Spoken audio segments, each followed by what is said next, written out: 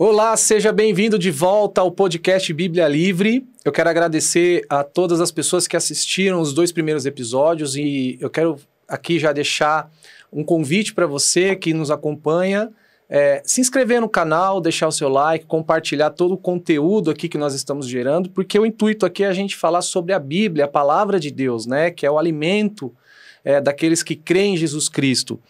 E se você ainda não conhece este canal, eu queria convidar você também a conhecer algumas playlists que tem aqui, tá? Nós temos aqui a Bíblia em áudio, em texto, para você que às vezes vai dormir e gosta de ouvir uma musiquinha. Você pode colocar a Bíblia para você ouvir enquanto você deita, você vai relaxando e você pode ouvir a palavra de Deus. Então procura aqui no canal a playlist Bíblia em áudio, tá? Que você vai ser edificado. Bom, no dia de hoje, neste episódio, nós vamos falar sobre o ministério de intercessão e adoração. A minha convidada do dia de hoje é minha amiga, minha apóstola, minha pastora, minha mentora, apóstola Elisete, da Igreja UFV. Seja bem-vinda, apóstola. Obrigada, Gils, pelo convite. Um prazer estar aqui hoje. Amém. Vamos lá, né? Muito obrigado, estou feliz por a senhora ter aceito o convite. Para mim é uma honra receber a senhora aqui, porque já estamos caminhando quase 5 anos, né? Sim, e a senhora 5 anos. Tem acompanhado a minha trajetória, a minha vida, e eu quero agradecer já de antemão por tudo o que a senhora e o apóstolo têm feito para mim, para minha família, para os meus filhos. E eu sei que Deus une propósitos, né? E eu estou muito feliz caminhando com vocês. Amém. Mas aqui, apóstolo, nós vamos falar de Bíblia, de palavra, e eu tenho algumas perguntas para fazer para a senhora, tá? E eu sei, né, a senhora é uma intercessora nata, um ministério de adoração na nossa igreja, é um ministério muito forte. E para quem não conhece a Igreja UFV, eu queria deixar aqui embaixo o Instagram, Igreja UFV, @Igreja UFV, você vai encontrar no Instagram, no Facebook, no YouTube, tá? Lá você pode acompanhar todo o ministério, temos lá o ministério infantil, o ministério de adoração, de intercessão, o ministério para casais, temos muitas coisas, é uma igreja viva, a Igreja UFV, UFV significa Unidos Filadélfia Viva, e eu gostaria, apóstola, antes da gente entrar no assunto de intercessão e adoração, que a senhora contasse um pouquinho sobre a Igreja UFV, o porquê o UFV, né, qual foi aquilo que Deus colocou no coração da senhora e do apóstolo. Então, Gilson, em 2007, mais ou menos, 2008, nós recebemos esse nome do Senhor, Unidos Filadélfia Viva. E estávamos passando um período de transição, né? Nós éramos batistas, porém, né, começamos a ser avivados pelo Senhor, começamos a ser ativados espiritualmente. A nossa igreja era muito fechada, não podia bater palma, né? Não se falava tanto em jejum, aquela coisa, né? Bem tradicional. Bem tradicional. Mas, independentemente disso, a gente sempre gostou muito de ler a Bíblia, gostamos de jejuar, de orar, e aí a gente foi batizado com o Espírito Santo, começamos a ter muitas experiências e acabou ficando difícil para a gente continuar numa igreja tão tradicional. E aí começamos a procurar um outro ministério e começamos a ficar bem frustrado porque a gente não encontrava o ministério. Todo lugar que a gente ia, Deus falava, não, aqui não, não, aqui não. E um dia eu falei pro meu esposo, eu acho que Deus vai matar a gente, né? Porque não tem lugar pra gente. Não tem lugar pra gente. E na verdade, Deus já estava falando com a gente, né? O Senhor, nós começamos a ter muitas experiências com Deus, né? Eu me lembro que a primeira vigília que eu fui pentecostal, eu acho que foi numa casa. E quando eu cheguei lá, assim que eu coloquei a mão no portão, assim, Deus me deu uma palavra, né? E eu entrei, tava lá os irmãos, né, batendo pandeiro e aquela loucura de pentecostal, né? E aquilo tudo para mim era muito novo. E é lógico, eu achei aquilo lindo, porque eu falei, nossa, né, a alegria do Senhor é maravilhosa. E eu fiquei na janela da casa. E aí o irmão que estava regendo a vigília falou assim, para tudo. Inclusive ele estava batendo pandeiro, ele parou. E ele falou assim, nós só vamos continuar essa vigília quando a pessoa que Deus entregou a palavra dessa noite vier aqui entregar a palavra. E eu estava ali na janela e eu falava assim, né? E eu fiquei assim, né?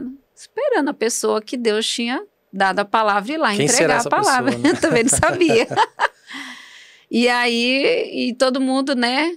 Vamos, quem que Deus entregou a palavra? Vamos começar.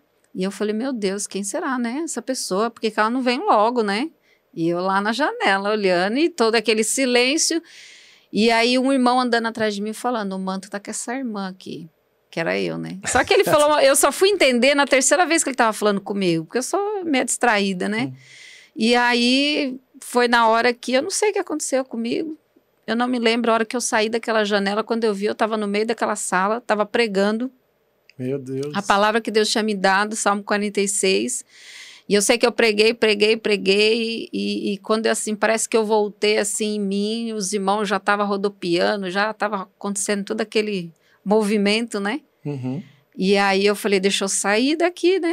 Então, quando eu virei para sair, o irmão falou, vai não, que agora o manto é com você. E aí, pegou. naquele dia, Deus falou, né? Através dele, perguntou, você já tem um rebanho? Eu fiquei em silêncio, porque eu não entendi. Não entendi a linguagem. A linguagem, eu não entendi a linguagem. Uhum. Falei, ué, como assim? Tem rebanho? Rebanho de quê? Eu não entendi. Uhum. E aí ele falou assim, não tem, mas vai ter, porque Deus vai dar um grande rebanho. Um rebanho numeroso. Caramba. E aí eu falei, eu não sabia nem o que dizer. Eu falei, amém. Saí e fiquei, meu Deus, o que o senhor quer com isso, né? Mas esse nome já existia, né? E o nome aí, é Filadélfia...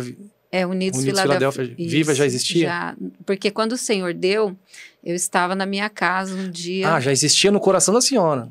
Não, Deus tinha me dado, eu tive a visão com esse então, nome. A senhora já tinha esse nome na cabeça, não é que tinha uma igreja com esse nome? Não. Tá, o nome já existia, Já então. existia.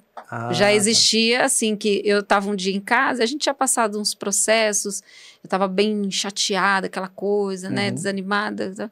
E aí eu vi esse nome. E aí eu não entendi, Deus falou, escreve. E aí eu escrevi, mas eu não entendi. E quando eu fechei os olhos, eu vi novamente o nome. O nome. Né? E aí eu peguei, fiquei parada olhando, eu não entendi. Né? E falei, que nome estranho, esquisito. E Deus começou a falar com a gente em todos os lugares que a gente foi num congresso, de repente a gente estava lá para entregar, para pagar nossa entrada, alguém abriu uma porta à parte e falou, pode entrar, pastor não paga. E a gente ficou sem entender, não, a gente não é pastor, não, pastor não paga, entra. E é nos montes, em tudo quanto é lugar. E Deus também estava nos usando no particular, né, para ministrar com pessoas. A gente orava, as pessoas eram curadas, né, principalmente de depressão. Deus começou a usar muita gente assim, com cura interior. Entendi. Né, então, e foi quando Deus deu um checkmate na gente, 4 anos, né, falando com a gente, Deus falou, começa aqui o trabalho. Deus enviou um profeta na nossa casa, bateu o pau e falou assim, eu vim aqui, eu tenho uma palavra para essa casa. Ela falou, posso entrar? E eu senti que era de Deus, eu falei, pode entrar. Quando ela entrou, ela falou... A senhora não conhecia? Não. Ele falou assim, Deus mandou falar que é aqui, é para começar aqui a obra. E eu tinha tido um sonho. Aqui é dentro da sua casa? Dentro da minha casa. Ela entrou dentro da minha casa e Deus falou, é para começar aqui a obra. E nós começamos na semana, fim de semana, cada um ia para a sua igreja, que no caso era a minha família e minha irmã que estava junto. Só que Deus começou aos domingos a falar, o que vocês estão fazendo aqui? É para ficar lá.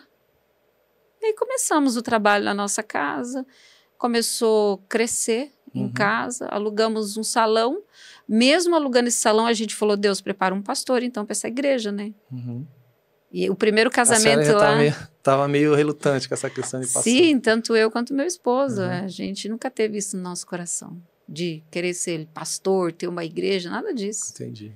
E aí mesmo com a igreja acontecendo, no salão, a gente já pregava, a gente já ministrava, ensinava tudo. E o primeiro casamento, nós chamamos um pastor amigo, falou, não, você é pastor de verdade, você é ungido, a gente não é, né? Então faz o casamento. Eu sempre entendi essa coisa de legitimidade, né? Para poder fazer a obra de Deus. E aí, esse pastor, veio o apóstolo dele, ele estava na Venezuela, e aí, como a igreja dele era em Osasco, esse apóstolo dele veio para a igreja dele em Osasco, estava na Venezuela, Deus falou algo, ele ligou e falou, olha, eu preciso estar aí na sua igreja. Ele foi para Manaus, né, pegou a esposa e vieram de Manaus para cá. E aí, a gente estava numa semana, numas ministrações, tinha convidado esse pastor, e ele trouxe o apóstolo dele. Falei, então vou levar meu apóstolo para ministrar. Quando ele chegou lá, ele olhou para a igreja, ele perguntou assim para mim e para o meu esposo, vocês já são consagrados a pastores? A gente falou, não. Ah, então é vocês que Deus falou que a obra que eu tinha que fazer aqui. Deus falou que eu ia consagrar o que ele ia fazer casal lá. a pastores. Ele só não sabia quem era. Não sabia quem nem aonde. Caramba, posso. E aí ele falou, eu vou embora na sexta, então até quinta-feira eu tenho que ungir vocês a pastores. Olha aí. Então a gente vê que a igreja UFV, ela já nasceu como uma igreja da Bíblia, uma igreja primitiva nos lares. Sim. Então a legitimidade da igreja já começa aí, né, apóstolo? Verdade. Então, eu acho interessante porque uma coisa que eu aprendi com vocês é a questão de que igreja não se abre, igreja nasce, né? E é bom a gente conhecer essa história, as pessoas que estão nos assistindo conhecer essa história, porque essa questão que a senhora fala de legitimidade é muito importante para dentro de uma igreja, porque as pessoas elas já chegam dentro da igreja procurando alguma coisa, ou estão feridas, estão machucadas com alguma coisa, precisam de uma parte espiritual, e se é uma igreja que não entende essa questão, vai acabar, né, não cuidando de pessoas, e a gente sabe que tem muitas igrejas que não cuidam. E é justamente nessa questão agora que eu gostaria de entrar com a senhora, porque, como eu disse no início, a senhora é uma intercessora nata, o nosso ministério de adoração na igreja é maravilhoso. Eu nem vou ficar falando muito aqui, senão vou ficar puxando muita sardinha, não é esse o objetivo, a gente quer falar da Bíblia. Mas eu gostaria aqui então, apóstola, de perguntar para a senhora o quanto é importante o ministério de intercessão da igreja, qual o papel do ministério de intercessão dentro da igreja? A importância é a maior, porque eu entendo que nada funciona sem oração, né? A intercessão, ela lida diretamente com a batalha espiritual, né? E nós entendemos, por exemplo, que toda nação, ela tem um principado que rege ela, né? E nós sabemos que o principado é príncipe das trevas. Ele lida com a nação. Aí tem potestade, que são os estados, e as hostes da maldade, que estamos falando de atuações malignas em ruas e bairros, né?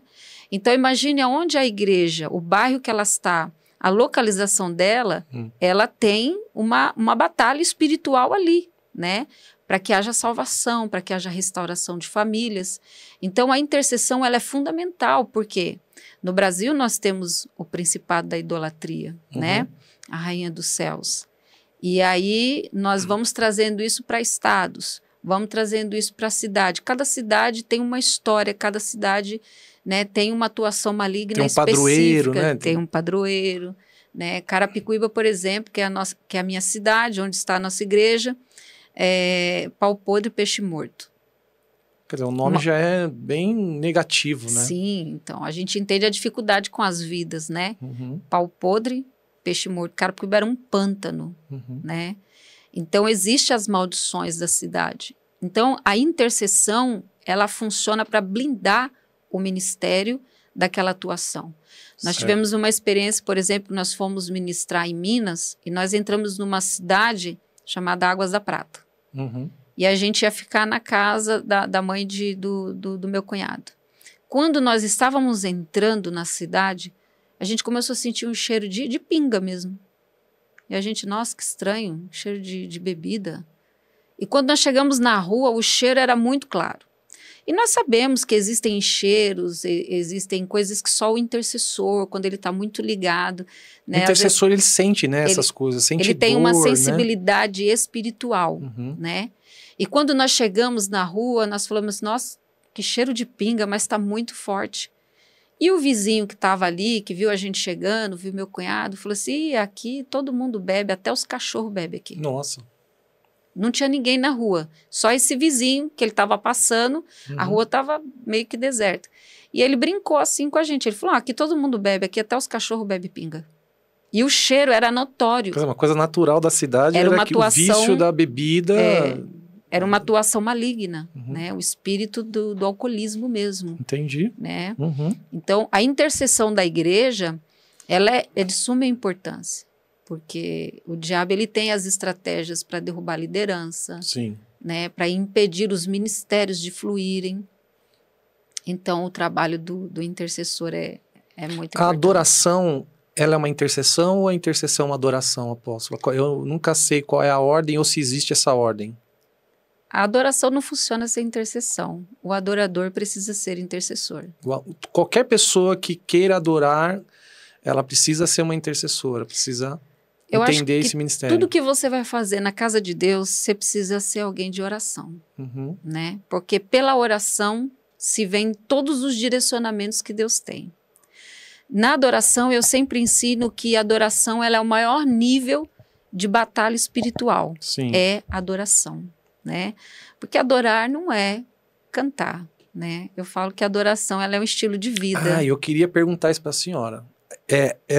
Existem algumas dúvidas dentro da igreja, né? Porque eu já ouvi até algumas pessoas falar assim, eu gosto dessa música. E existe uma grande diferença entre música, louvor e adoração. Mas como a gente está falando, né, de Bíblia e de ministério, qual que é a diferença entre louvor e adoração? Para as pessoas entenderem essa... Porque a gente generaliza tudo, né? Eu amo esse louvor, eu amo esse louvor, eu amo esse louvor. Mas será que é um louvor ou é um canto de adoração, né? O louvor, ele é a verdade de Deus, tá, né? E o louvor, ele é a verdade de Deus que está dentro de mim. Certo. A adoração é a aplicação daquilo que está dentro de mim. O louvor é o quanto eu conheço a Deus e posso louvar a Ele pelo quanto eu sei quem Ele é e o que Ele fez por mim.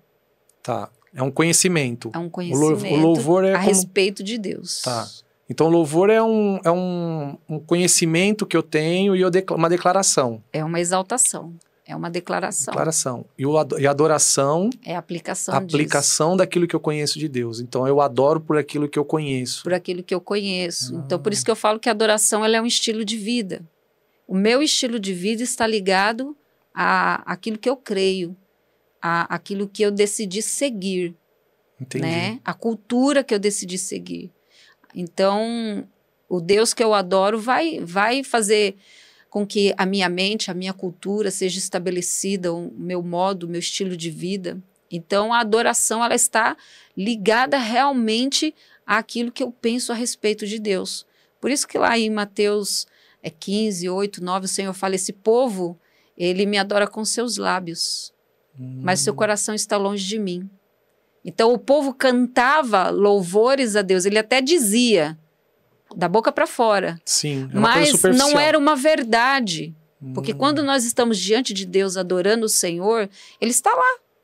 Ele está lá recebendo, porque você foi adorar Ele. Então, Ele vem receber aquilo que você veio entregar a Ele. E se de repente você fala algo, porque o louvor é uma canção, nós cantamos a Bíblia, né? Então, nós declaramos a verdade da Bíblia. Então, você está ali declarando uma palavra bíblica que você não crê e que você não pratica. Eu tenho um salmo aqui que diz, né? O Salmo 135:1 vai falar, louvai ao Senhor, louvai o nome do Senhor, louvai os servos do Senhor. Então, a adoração é de quem realmente conhece, só adora quem é realmente servo do Senhor. Que é exatamente isso que a senhora acabou de dizer. Exato, então. de quem anda, de quem tem relacionamento. Meu Deus, entendi. Forte, né? Porque às vezes a gente generaliza mesmo, né, essas questões, a gente acaba não entendendo. Por isso que o louvor, ele cura, liberta. Agora, como que a Bíblia descreve a importância da vida de oração, apóstolo? Porque a senhora acabou de dizer, né, que o intercessor, ele precisa orar, né? E a Bíblia vai dizer lá em Tessalonicenses que é orar sem cessar, não tem tempo para orar, precisa continuar orando, né? Mas como que a vida de oração de um cristão, ela se relaciona com o ministério de intercessão? Porque às vezes a pessoa fala, eu sou intercessor da igreja. Mas como a senhora consegue identificar realmente se essa pessoa ela é uma verdadeira intercessora? Se realmente ela tem essa vida de oração, se realmente ela tem esse ministério, né, com ela? O intercessor, como tudo na casa de Deus, é uma chamada, né? Certo. É uma chamada ministerial.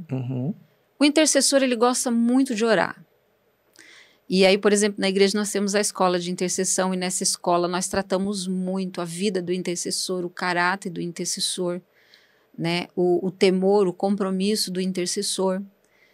Então, o intercessor, ele sente essa chamada, porque tudo para ele é oração. O intercessor, ele gosta de orar. Isso já é dela, então, é uma coisa natural. Já é do intercessor.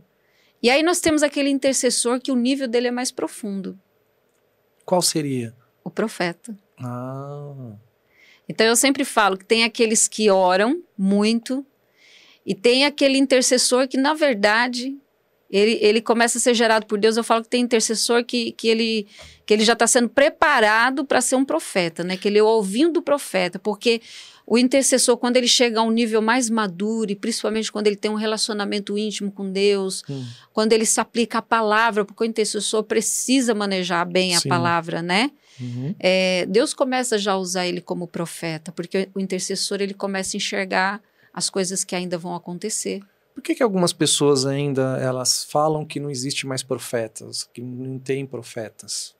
A Bíblia ela deixa claro sobre a gente fazer distinção da profecia, né? Que a gente tem que reter o que é bom. Se a Bíblia deixa claro isso, por que algumas igrejas ainda não reconhecem o ministério profético, apóstolo? O ministério do profeta, ele é real. Efésios, o Senhor fala que ele entregou uns para apóstolos, outros para profetas, outros para evangelistas, outros para mestre, pastor. Uhum. E isso nós estamos no Novo Testamento. Se foi o que Jesus deixou para a igreja. E esses 5 ministérios, Jesus deixou para a edificação do corpo de Cristo. Da igreja. Da igreja. Né? Então, a igreja ela precisa do profeta, porque o profeta ele aponta a direção. Uau. Né? A igreja precisa do profeta. A igreja precisa do intercessor, a igreja precisa do pastor, como a igreja precisa do apóstolo, como precisa do mestre, como ela necessita do evangelista. Só que a gente vê que os 5 ministérios ele não é muito bem compreendido por muitos. Algumas igrejas nem têm, né, os 5 ministérios. Nem tem. E hoje a gente vê pessoas, né, pregando, dizendo que não existem apóstolo, que apóstolo tem que andar com Jesus, tem que ver Jesus. Olha, eu ando com Jesus. Eu recebi ele como Senhor e Salvador da minha vida. Né? E eu falo com ele todos os dias. Glória a Deus. E eu tenho visto as maravilhas, eu tenho visto a obra dele na minha vida, na minha casa e na vida dos discípulos que estão conosco. Sim. Porque nós já vimos Deus tirar a prostituta da prostituição, né? O macumbeiro se converter ao Senhor Jesus, o alcoólatra ser liberto, viciado, a cura de câncer. Então nós andamos com Jesus, nós vemos a ele todos os dias. Se você olhar para o céu, você vê a Deus. Apóstola, aí assim, vamos lá. Se, por exemplo, uma igreja gostaria de desenvolver esse ministério de intercessão, né? Então a apóstola, alguém procura a senhora, o apóstolo, para perguntar sobre esse ministério. Quais são os requisitos básicos, né, dentro da palavra, para que uma pessoa ela lidere um ministério? Porque assim, uma coisa é a pessoa ser intercessora, mas outra coisa é ela liderar um ministério de intercessão. Quais são os requisitos que a Bíblia ensina para a gente ter uma liderança nesse ministério? No ministério de intercessão, a gente procura muita maturidade, né? A Bíblia deixa muito claro que aquele que almeja o episcopado, o presbitério, né? Que é o serviço ministerial, né? O líder de intercessão, ele precisa se encaixar também em alguns requisitos, como ter um bom testemunho, né? A gente vê na Bíblia que os homens de bom testemunho, né? Então, quando Paulo estava com escamas, né? E a Bíblia chamou um homem que era de bom testemunho para estar ministrando com ele, né? Para que as escamas pudessem cair dos olhos e para que ele fosse aceito, para que o ministério dele fosse aceito. Certo. Então, hoje a gente procura pessoas de bom testemunho, né? E isso é um requisito bíblico, né? A gente sabe que em várias passagens, Paulo fala muito sobre isso. Olha, tem que ser marido de uma só mulher. Olha, você não pode ser dado ao vinho. Olha, você precisa ser um bom pai, e direcionar os seus filhos. Então, a Bíblia sempre deu requisitos. Então, nós procuramos alguém que seja fiel a Deus. Tem que ser fiel a Deus, tem que ser fiel em todos os sentidos. Certo. Né? Essa pessoa ela precisa ter uma certa maturidade na palavra, porque muitas pessoas têm o dom, mas não têm a sabedoria para, muitas vezes, aquilo que está vendo. A interpretação ela é muito importante, né? Por isso que o intercessor ele precisa estar ligadinho com a liderança dele para poder interpretar, ter uma interpretação correta daquilo que ele está vendo. Então, a pessoa precisa ser maduro, precisa ser fiel a Deus. Não dá para ser crente pipoquinha, né? Como que seria o crente pipoquinha, apóstolo? Fica pulando? As pessoas que pulam muito, né? Mas pulando na igreja ou pulando de igreja em igreja? Que pula de igreja em igreja, entendi. né? Eu acho que pular na igreja, de repente... Faz parte da adoração, faz né? parte, né? Você pular, dançar, adorar, né? Mas o crente pipoquinha é aquele que não tem raiz em nenhum lugar, né? E a gente entende que essa função do intercessor, ele precisa ter um coração de discípulo, né? Ele precisa ser obediente a Deus, ele precisa ser submisso, né, à sua liderança, porque um intercessor que não se encaixa nesses princípios, ele vai cometer o pecado da bruxaria dentro da igreja, né? Vai começar a fazer oração contrária. Ou seja, aquilo que era para abençoar acaba trazendo maldição, né?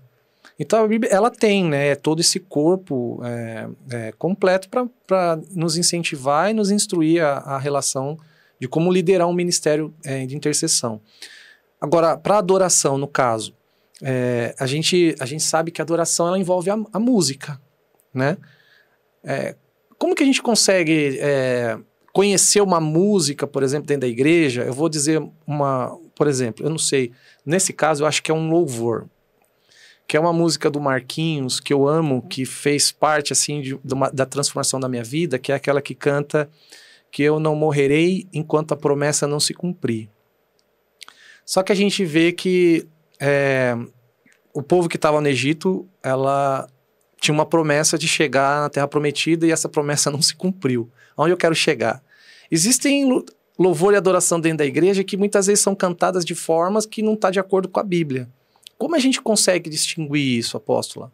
Como que a gente pode falar assim, essa é uma música de adoração verdadeira, esse é um louvor verdadeiro, para a gente não ficar cantando bobagens, por exemplo. Não estou dizendo que a música dele é uma bobagem, mas a gente sabe que algumas letras não estão de acordo com a palavra. Como que a gente consegue distinguir isso? Olha, Gilson, eu sempre falo que conhecer a palavra de Deus é uma responsabilidade de todo cristão. 1 Timóteo fala assim, que nós temos que nos apresentar ao Senhor como obreiro aprovado, que a gente não tenha do que se envergonhar, né? Certo. Existe a responsabilidade que nós temos de conhecer e manejar bem a palavra de Deus para que eu possa discernir. Discernimento. Entendeu? Então, o espírito de discernimento, ele é importante. Eu só vou discernir se eu manejar a palavra de Deus. Nós sabemos, por exemplo, que o povo lá no Egito recebeu uma promessa. Eles morreram sem ver a promessa. Por quê? Desobediência. Desobediência, né? Então, se você não tiver uma vida de obediência a Deus, e para ser obediente, eu preciso manejar a palavra de Deus. Eu preciso ler a palavra. Eu preciso ler a palavra, eu preciso Bíblia. conhecer a palavra de Deus. Se eu não conhecer a palavra de Deus, se eu não meditar todos os dias, como que eu vou saber se aquilo é certo ou errado? Né? Tem um louvor que eu não deixei o pessoal na igreja cantar, que ele fala assim, vem fazer o que nenhum homem fez, vem cumprir o descrito em Joel, aviva-nos. Aí eu peguei e falei assim, mas como assim? Porque se nós lemos Atos 2, a gente presta atenção quando veio a descida do Espírito Santo, Pedro, quando ele faz o primeiro discurso dele, ele começa a relatar o livro de Joel. A promessa do derramar do Espírito Santo que está lá em Joel. E ele declara o quê? Que Jesus cumpriu a profecia de Joel. E ele fala, hoje se cumpre a profecia de Joel. Olha aí. Então eu não posso cantar, vem fazer o que nenhum homem fez. Vem fazer, ele já veio. Já tá aí. E ele já fez aquilo que nenhum homem fez, que nenhum homem teve autoridade, legitimidade para fazer, que foi morrer pelo pecado de outro. Tem até um ditado, né, apóstolo, que eu parei de dizer que é aquela questão de tipo, o melhor de Deus está por vir. Eu creio que o melhor de Deus já veio, né? Sim. Só vai voltar. Então até parei de falar isso. O melhor de Deus está por vir. Não, já veio. Eu creio que em alguns momentos da nossa vida o melhor de Deus pode vir. Eu creio que existem coisas na nossa vida que tem o tempo certo de Deus fazer, né? Tem o momento certo de Deus fazer. Então existem as promessas, as bênçãos, que às vezes não chegou o nosso tempo de acessar. Então, não vejo como um linguajar errado. Eu acho que tem coisas que a gente fala conforme a nossa fé. Acaba sendo um jargãozão ali, né? Mas é mais para mostrar assim, né, que assim, se a gente conhece a palavra, certas coisas a gente não vai declarar mais, né? Como essa música que a senhora falou, esse louvor que a senhora falou. Agora... existe o louvor de alma, né? E existe o louvor que exalta a Deus, por isso que eu falo, o louvor é o quanto eu conheço a Deus. O que a gente está falando tantas aqui... verdades de Deus, sim, né? é que a gente está falando aqui que não é para você, eu não vou mais cantar, não vou mais louvar, não é isso. É que, na verdade, assim, né, o que a gente está explicando, né, apóstolo, é que algumas letras de louvor, de adoração, não estão de acordo com a palavra, não deixa de ser um louvor bonito, uma adoração bonita, mas não está de acordo com a palavra. E como a gente tem que conhecer a palavra, porque é a palavra que nos liberta, certas coisas a gente já não vai mais declarar, porque, de novo, né, como intercessora, a gente sabe que tudo que sai da boca, ela pode ser uma coisa boa, mas como pode ser uma coisa ruim, né? O intercessor que não maneja a palavra de Deus, ele está suscetível ao espírito do engano. Ele pode se enganar. Porque o importante não é aquilo que entra, é aquilo que sai, né, apóstolo? Exato. E se a gente não conhece... a palavra é o espírito da verdade, ela é absoluta. Agora, espiritualmente falando, a senhora deu aqui uma lista de como uma pessoa, ela precisa, né, se preparar para liderar um ministério de intercessão, de adoração. Mas espiritualmente falando, assim, de forma espiritual, como a pessoa ela precisa viver? Porque a gente sabe que é um ministério muito importante, talvez seja a linha de frente da igreja, né? Como ela precisa se preparar espiritualmente? Porque eu vejo lá, por exemplo, vocês postando a oração da madrugada. Não são todos que fazem.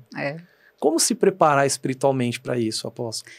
Então, Paulo, nas cartas de Efésios, ele fala muito sobre a maneira de viver, né? 1 Pedro também fala muito sobre a maneira de viver do cristão.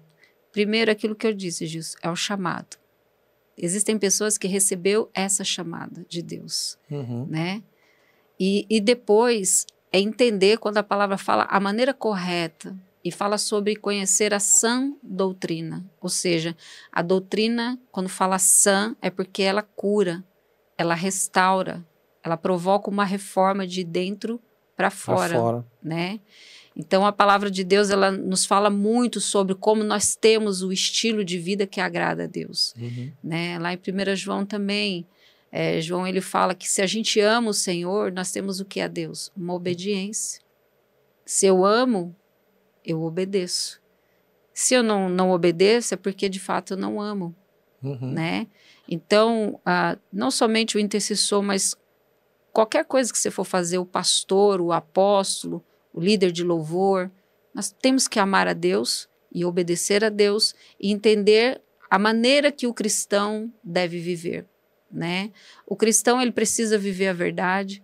O cristão, ele precisa se submeter a Deus, a uma autoridade. O intercessor, ele precisa entender a submissão, né? Tem que ser submisso ao seu pastor, amar e se submeter. Porque né? toda liderança, a Bíblia fala que é instituída por Deus. Por Deus. O ministério de intercessão, ele não faz parte dos 5 ministérios, tá? Tá. São braços. O ministério de intercessão ele é um braço forte dos 5 ministérios. Intercessor, como eu já disse, né? Todo pastor que é pastor precisa ser intercessor. Será que seria uma base para esses 5 ministérios? É um braço. Um braço. Entende? Porque se eu sou apóstola, eu tenho que ser intercessora. Eu não consigo entender um pastor que fala, eu sou pastor, eu gosto de pregar, mas esse ministério eu não tenho. Porque Paulo, ele era apóstolo, ele pregava, e ele era um intercessor. Então, por exemplo, quando ele entra na cidade e ele vê aquela menina adivinhando com adivinhações, que ele vê o chefe dela, o Elimas, né? Quando ele entra, ele já entendeu que aquilo ali era um espírito de adivinhação. Porque testificou no espírito dele, é isso? Porque ele teve discernimento de espírito. O intercessor, ele tem dons específicos. A senhora consegue... Como discernir. Então, isso que eu ia perguntar. A senhora consegue, assim, em situações, discernir se aquilo que está agindo, atuando, por mais que às vezes seja aparentemente algo bom, a senhora consegue discernir no espírito se é bom ou ruim? Então, isso é um dom espiritual. Que normalmente aquele que Deus chamou como intercessor, ele tem. Por exemplo, se Deus me chama como pastora, se eu sou pastor, eu tenho que ter o dom da sabedoria. Se eu não tenho o dom da sabedoria, eu não posso dizer que eu sou pastor. Isso influencia também no físico, apóstolo? Sim. Porque eu ouço dizer algumas pessoas que sentem dores, Sim.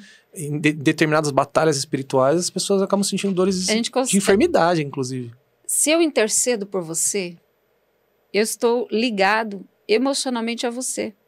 Certo. Por que a intercessão ela é importante? Porque se eu olho uma situação, um comportamento ruim daquele irmão, e eu vou orar por ele, a intercessão ela vai trazer no meu coração algo muito importante, que é ter compaixão. Então eu passo a amar aquela pessoa. Eu passo a ligar a minha alma àquela pessoa, né? Então acontece sim do intercessor sentir aquilo que a pessoa está sentindo. Se eu tiver nesse ministério, se eu fizer parte desse ministério de qualquer jeito, assim, eu tô levando uma vida de qualquer jeito, mas faço parte do ministério e não quero largar o osso. Eu entro num tipo de batalha dessa. O que acontece comigo? Vai ser retalhado. Essa retaliação, ela vem de que forma? Espiritual, física? Espiritual que atinge o físico, né? Porque para você entrar numa guerra espiritual, a legitimidade que nós temos que ter é uma vida de santidade. E santidade é obediência a Deus, não é se vestir de branco. É verdade. Né? Santidade é você ter uma vida de obediência ao Senhor. Então, a obediência a Deus, a obediência à palavra, a obediência à liderança, como Romanos 13 fala sobre se submeter às autoridades, né? Então, quando você cumpre esse protocolo, você está revestido. Então, você vai entrar numa guerra, você não será retalhado. Por quê? Porque você tem legitimidade. Agora, existem guerras maiores que aí Deus ele sempre vai chamar alguém com uma patente maior para ela, né? Então, a retaliação, ela existe sim. Quando nós entramos numa batalha e nós não temos um preparo. Porque tem cristão que é desavisado, né? Na sexta ele tá numa baladinha, no domingo ele tá no culto. Tá lá com a mão erguida, intercedendo. Tá lá na igreja, mas tá sempre falando mal um do outro, né? Espírito de facção. Tem aquela questão da mentira, né? Efésios 4:27 fala que a gente não pode estar falando mentira. Então, se eu tenho uma vida assim, sem um fundamento, sem uma obediência daquilo que Deus já me pediu para fazer, que o Senhor nos pediu para seguir um estilo de vida, se eu não sigo aquele estilo de vida, lógico, eu não tô apto para lutar com demônios, né? Ele vai me dar na orelha e acabou. Vai apanhar, né? Vai apanhar. Literalmente. Apóstola, lá em Tessalonicenses 5:18 fala: em tudo dai graças, porque esta é a vontade de Deus em Cristo Jesus para convosco. Estar no ministério de intercessão, às vezes acaba sendo um privilégio também, né? Porque é onde a senhora entende muitas situações, como a senhora falou. Um profeta, por exemplo, ele é um intercessor. A senhora consegue se sentir privilegiada e quando a senhora vê uma pessoa que, por exemplo, que não tem gratidão por esse ministério, como que a senhora vê essa situação? O intercessor, ele é um ministério que nem todo mundo vê, né? Ele fica nos cantinhos, né? Mas ele é muito poderoso e essencial. E na verdade, o intercessor, ele é tão grato porque ele ora, e muitas vezes ele ora aquilo que Deus mostrou para ele, e ele vê a resposta, ele vê Deus agindo. Então, para nós, o intercessor é muito gratificante, porque muitas vezes nós oramos por coisas que vemos Deus depois respondendo. Então, não é um privilégio? É um privilégio. Não é gostoso? E às vezes a gente vê... Porque o intercessor, ele tem um contato íntimo com Deus, ele ouve antes de qualquer pessoa. Ele ouve e ele vê antes de qualquer pessoa. Por exemplo, os profetas da Bíblia, os maiores, tanto os maiores quanto os menores, eles viram coisas do futuro, né? É verdade. Então, até domingo eu estava falando sobre a profecia de Miqueias 5:2, que ele viu que o Messias, né, ele viria de Belém. Isso está na pregação de domingo. Isso. Para quem quiser assistir, acessa lá, né, no YouTube, Igreja UFV, tem lá as ministrações, inclusive essa que a apóstola está falando de domingo agora, né, que foi do dia... Bom, acessa lá, o último domingo que foi... Acho que dia 2, né? Dia 2, né? Dia 2/4/2023. Você vai acessar lá e você vai ver. E a gente vê que o profeta Miqueias, ele foi levado por Deus, né, a ver isso. Ele, como João, né? que ficou exilado na ilha de Patmos. E ele fala, não sei se no corpo, fora do corpo. E ele viu coisas que ele fala que, né, quase que ele não poderia dizer. É verdade. Né? Ele vê o livro, então ele relata muitas coisas sobre o Apocalipse. Sim. Né? Então, o intercessor, aquele que realmente ama a intercessão, tem temor a Deus, tem uma vida de obediência, ele acaba evoluindo para profeta, né, na verdade. E ele acaba vendo coisas futuras. Então, antes dele falar, antes dele declarar, Deus já mostrou para ele. A gente vê mais um ministério de intercessão dentro da igreja, né? A gente está dentro da igreja, é notório, como a senhora falou, né? Por mais que não seja um ministério que é notado, as pessoas estão sempre nos cantinhos, né, tal, mas existe, né, o ministério lá dentro. Agora, como esse ministério, tanto de intercessão quanto de adoração, pode ser usado fora da igreja? O que eu quero dizer é como esse ministério ele pode ser usado para o evangelho de Cristo fora da igreja. Como as pessoas podem utilizar esse ministério para evangelizar? Ele é um ministério praticamente evangelístico, porque o intercessor, quando ele sai à rua, ele tem visão aberta. Visão aberta seria... O mundo espiritual. Enxergar coisas que nem todo mundo consegue. Nem todo mundo consegue enxergar. Eita, tem gente que tem medo disso, apóstolo. Que vê coisa boa, mas vê coisa ruim. É verdade, né? Eu já tive muitas experiências, né? De sair e Deus mostrar determinadas coisas na vida de uma pessoa e eu ir lá orar por ela, né? Então, o intercessor, eu penso que todos os ministérios dentro da igreja funciona de uma forma, mas quando você se dispõe a ir para o mundo, né? E praticar aquilo no meio dos ímpios, aquilo é aguçado.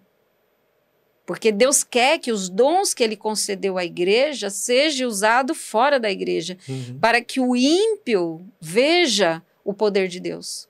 Né? Através daquela pessoa, através desse ministério. A palavra fala que o mundo conheceria a Cristo através dos discípulos. Jesus dizendo, olha, eu vou ser conhecido através de vocês, aquilo que vocês fizerem. Então, imagina, o intercessor, ele tem uma visão aberta, espiritualmente falando. E se ele sai numa missão de evangelismo, ele está junto com o evangelista, primeiro que ele vai interceder, primeiro que ele vai receber os avisos de Deus sobre o lugar, sobre as atuações malignas, ele vai ter uma direção clara do Espírito Santo de como orar, né? E vai poder orar com uma pessoa e ter um discernimento correto, tipo, olha, Deus me mostra que você... estava cansado, você passou por, né? Não é só uma fala, como que a gente costuma dizer? Na verdade, isso é um dom, né? O dom da palavra do conhecimento. O intercessor, ele tem o dom da palavra do conhecimento. Que entra dentro daqueles 22, acho que são 22 dons espirituais, né? Que vai falar sobre o dom da palavra, né? Então, a palavra de conhecimento é uma palavra que Deus me dá a respeito de você. Eu tenho um conhecimento a teu respeito. Discernida no espírito. Isso é um dom espiritual. É um dom. Eu tenho um dom da palavra do conhecimento. Tem pessoas que têm um dom de pregar. Tem pessoas que têm o dom da palavra do conhecimento. E as pessoas que têm um dom da palavra de conhecimento, que as pessoas falam que é profecia, ela é um profeta. Não. É diferente. É diferente. Eu tenho um dom da palavra do conhecimento. Eu chego perto de você, Deus fala, fala para ele isso, isso, isso. Ele passou por isso, mas eu vou fazer isso, isso, isso.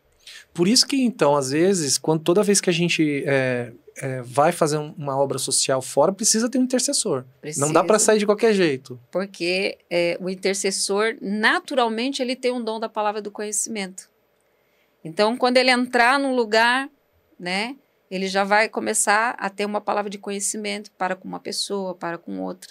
Nossa, isso é muito legal saber. Isso é muito legal, o intercessor exercer o ministério dele fora das quatro paredes. Porque ele vai colocar o dom dele na ativa. Isso é muito legal saber. Agora, a profecia ela é diferente. O profeta, ele fala o que está na mente e no coração de Deus. O profeta, ele fala a nível nação, a nível povo. É algo mais abrangente? É maior. É maior. Não é especificamente para aquele local, para aquela pessoa. Não é uma situaçãozinha caseira, de vida, de expectativa, não. É literalmente como funcionava no Antigo Testamento. No Antigo Testamento, né? Ele falava a nível nação, né? Ele trazia a palavra de juízo Ele, como Jeremias falou assim, olha, Deus está mandando dizer, vocês vão ser levados para o cativeiro.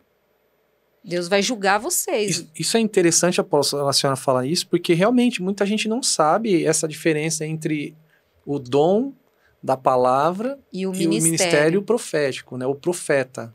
O profeta. É muito diferente, então. Porque o dom da palavra e do conhecimento, não necessariamente só o intercessor tem, né?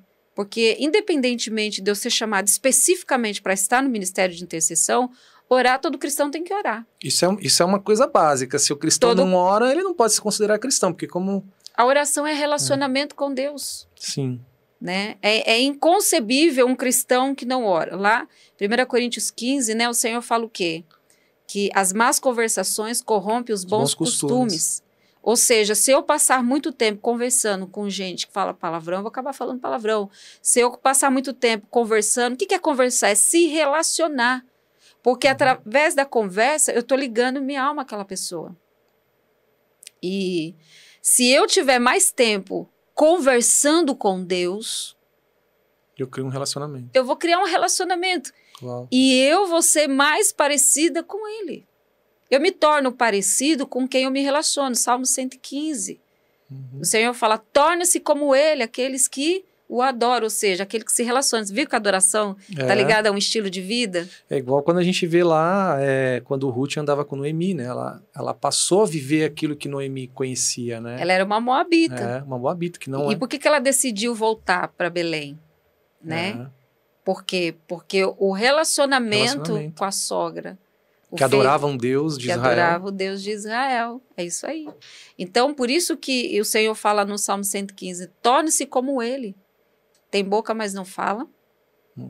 Tem ouvidos, mas não ouve. Tem olhos, mas não vê. Tem mãos, mas não apalpa. Então, com quem você conversa, com quem você se relaciona, vai determinar com quem você é parecido. É verdade. Uau, muito bom isso. Olha, apóstolo, eu vou fazer uma pergunta aqui. Olha, está passando rápido. Você acredita? Vou fazer uma pergunta aqui, que lá em 1 Coríntios, em 1 Timóteo, Paulo, ele fala uma coisa muito polêmica nos dias de hoje, né? Para os dias de hoje, na verdade. Ele vai falar que a mulher, ela não pode falar, não pode ensinar na igreja. Como a gente pode olhar para esse tipo de leitura, né, que fala em 1 Coríntios e em 1 Timóteo, e a gente olha hoje as mulheres, né, liderando igrejas, com títulos de pastoras, ensinando, né, apóstolas. Então, como que a gente olha hoje para a Bíblia, lendo esses dois títulos, mas a gente vê hoje mulheres, né, mulheres de Deus, a gente sabe, liderando igrejas?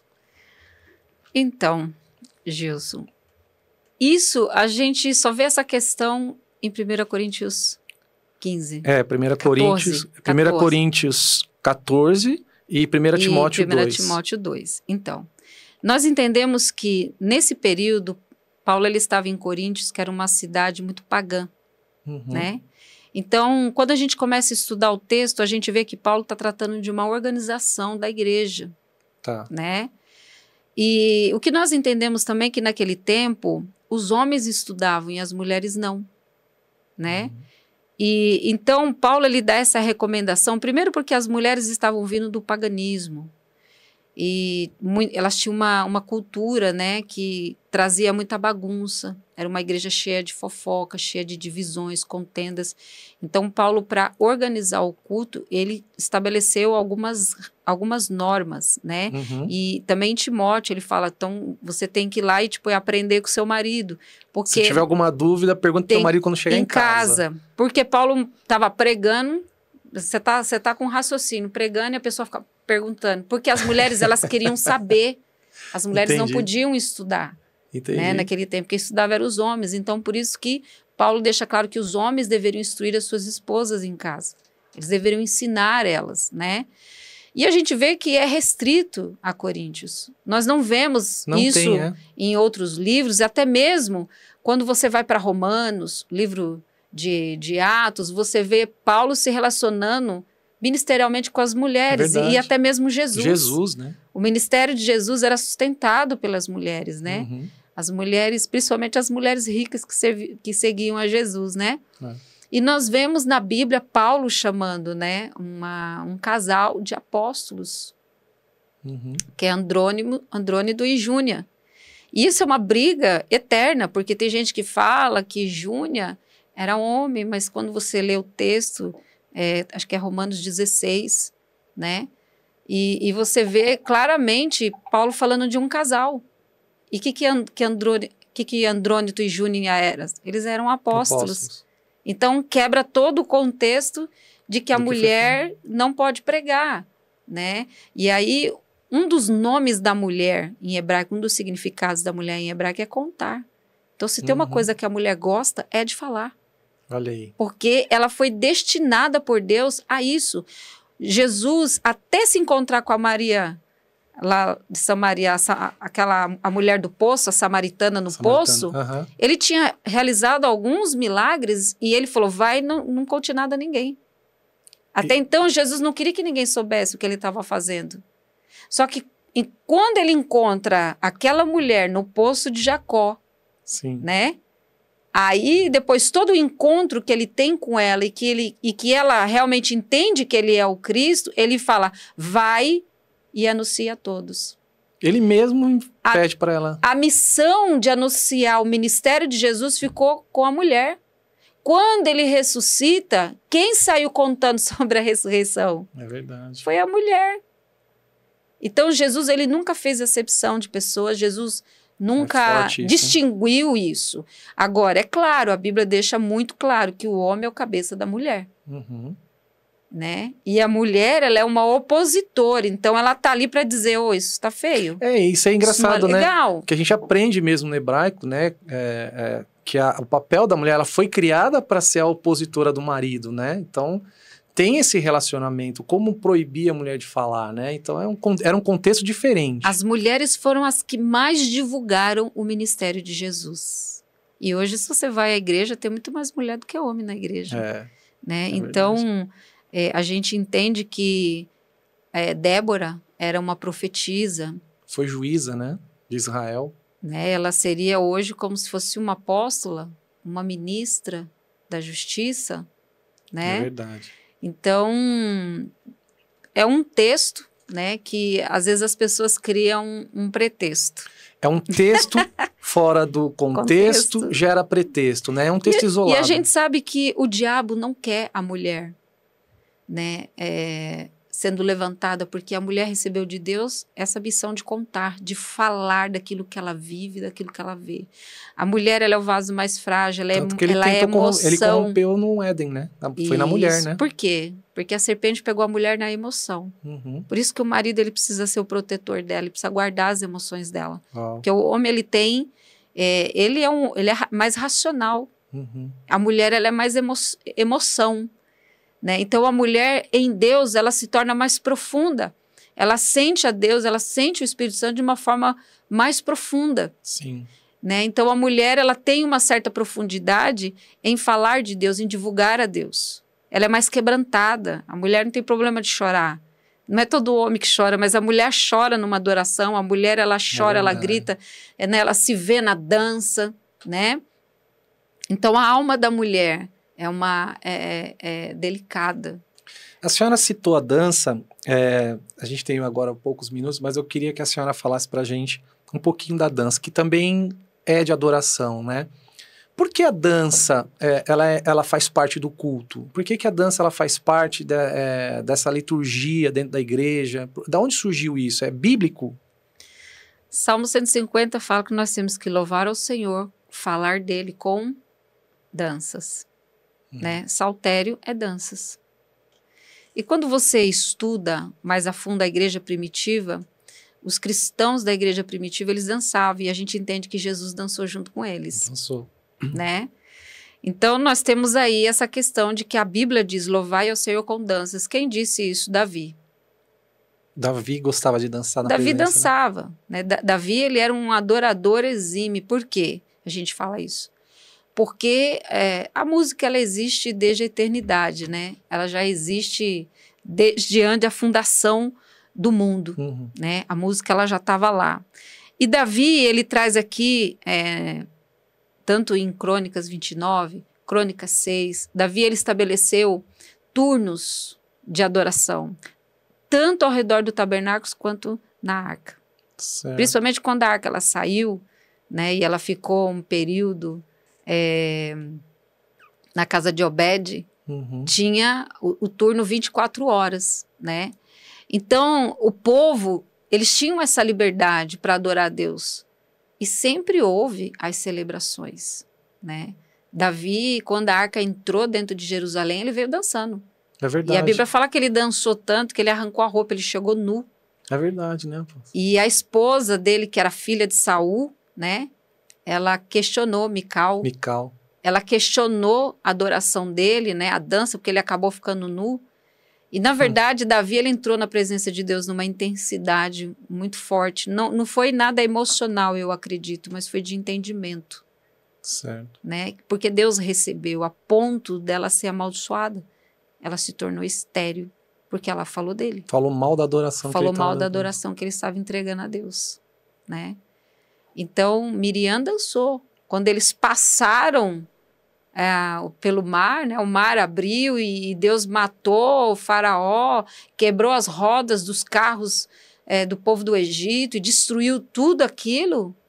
Ela catou o pandeirinho, começou a celebrar e todo mundo começou a dançar em reconhecimento e agradecimento para aquilo que Deus tinha feito. Olhei. Agora, lógico, tudo na casa de Deus tem que ser feito com ordem e decência. Ordem e decência, como a própria palavra fala, né? Você não vai dançar de qualquer maneira, você não vai fazer uma dança sensual. Você vai tomar cuidado, principalmente a mulher, né? Com a roupa que ela vai estar, a maneira como ela vai dançar, porque em tudo nós temos que buscar uma santidade. Nós temos que ter a ordem e temos que ter a decência. Então, realmente, eu falo assim que o ministério de dança, muitas pessoas querem dançar, mas eu também vejo como uma chamada de Deus, não é todo mundo que tem aquela chamada, porque quando Deus chama alguém para dança, aquela pessoa ela consegue pregar dançando. A gente tem uma pastora, né, que tem muito isso, né? A gente vê ela e ministrando ela profetiza, na dança. Né? Eu tenho uma experiência que, quando Deus começou assim, estava nos chamando para o ministério, e eu estava num congresso, e eu estava falando algumas coisas com Deus, né? E na hora Deus usou a menina que estava dançando, porque Deus tinha me dado uma palavra ali. E aí essa menina, ela veio com manto. E ela veio dançando, e ela chegou perto de mim, ela dançou, e ela botou o manto nos meus pés. Ela colocou aquele manto nos meus pés. E aí Deus falou, você é livre. E tudo aquilo que Deus tinha falado comigo, através daquela menina, ela dançando, e Deus continuou falando com ela, dançando na minha frente. Depois ela colocou o manto nos meus pés e eu catei, lógico, eu fui dançar também, né? Já foi ali tomada Entrei naquela adoração também. Então eu falo que o ministério de dança, ele também é muito especial, porque a pessoa que foi chamada para dançar, ela acaba se envolvendo com o Espírito Santo. Né? E ela acaba fazendo aquilo de uma forma profética, espiritual. Não é como muitas vezes a gente vê algumas pessoas que dançam sem propósito. Você percebe que ela não tem uma vida no altar, aquilo não te cativa. Acaba virando uma coisa muito automática, né? Você vê que... E a gente sabe que tudo vem do altar, né, apóstolo? A igreja, ela recebe tudo aquilo que vem do altar.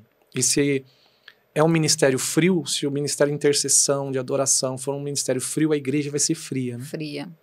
Eu falo que o ministério de louvor nós pregamos cantando.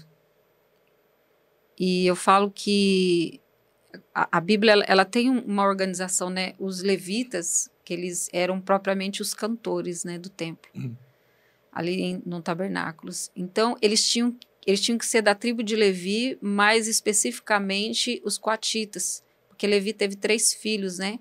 Coate, Merari e Gerson. Então, o levita, que era escolhido como cantor no templo, ele tinha que vir da linhagem de Coate. Especificamente dessa linhagem. Quando lá no deserto o povo cometeu o pecado de idolatria, e só a tribo de Levi que ficou de fora, né, desse pecado. E eles foram lá e eles mataram, né, aqueles que cometeram aquela abominação contra o Senhor. No início, Deus falou assim, todos os primogênitos são meus. Todo primogênito que saiu do Egito pertencia ao Senhor. Mas porque eles se envolveram com a idolatria, Deus colocou os da tribo de Levi como primogênitos dele. Né? Deus os instituiu como primogênito e Deus os consagrou para o trabalho do templo. Por quê? Porque eles não se contaminaram com a idolatria, que é a adoração falsa. Olha. Eles se mantiveram fiel. Então, ali o Senhor escolheu eles para fazer parte, então, do trabalho sacerdotal, com a supervisão, né, de Arão e os filhos de Arão, porque Arão recebeu de Deus essa ordenança do sacerdócio. Sim. Né? Então, o levita, ele tinha que ter essa descendência. E ele tinha que cuidar das coisas do Senhor, ele tinha que ser supervisionado, o trabalho dele, né? Porque ele tinha que fazer conforme as ordenanças de Deus. Ou seja, as pessoas do altar, elas precisam ter o princípio das ordenanças do Senhor. E daí a gente volta naquele início que a senhora falou da legitimidade. Né? A legitimidade. Tem que ter legitimidade. Apóstola, para encerrar, eu gostaria, então, já de agradecer a tua presença. Foi muito bom o nosso bate-papo, passou rápido. A senhora sentiu que passou rápido? Passou muito rápido, né? Não deu nem pra gente falar muita coisa. Então, eu queria deixar um convite aqui para a senhora voltar uma outra hora, para a gente falar sobre escatologia. Opa. Eu sei que a senhora gosta muito, é um assunto que a senhora domina. Falar sobre domino escatologia. mais ou menos. Mas a senhora gosta, é legal falar sobre escatologia. Eu queria deixar esse convite e pedir para a senhora fazer as suas considerações finais, falar das igrejas, fazer um convite para quem está assistindo. Para quem está assistindo, está convidado, né? Está lá na nossa igreja. Nós temos o endereço lá no Instagram, né? Rua Doutor Carlos de Barros Monteiro, 267, Carapicuíba, Vila Janete. Aí vai lá nos conhecer, né? Vai lá dar um glória com a gente, participar de um culto. Nós somos uma igreja em célula. Aleluia. Amamos o encontro com Deus. Gostamos muito de estudar a palavra. Temos algumas escolas na nossa igreja. E trabalhamos com o discipulado, né? Que é o discipulado em si ensina a palavra, mas nós gostamos também da consolidação, né? Amém. Tem a igreja aqui de Cotia também, Temos aqui no bairro do Mirizola. Mudamos recentemente para um novo prédio, salão, mas é ali no bairro do Mirizola. Agora, amém. É só entrar no Instagram que recebe. Entra lá que você encontra. Deus abençoe. Gilson, muito obrigado. Que Deus abençoe. Amei esse convite. Estamos aí para a próxima. Aleluia. E você que está nos assistindo, não deixa de se inscrever no canal, compartilhe esse conteúdo, tá? Você que gosta de Bíblia, gosta de palavra, gosta de aprender, este é o canal para você divulgar, tá bom? Aqui embaixo, tá? Eu vou deixar o Instagram da Apóstola, o Instagram da igreja, e você está convidado a conhecer a igreja UFV, Unidos Filadélfia Viva, tá bom? Deus abençoe, muito obrigado e até a próxima.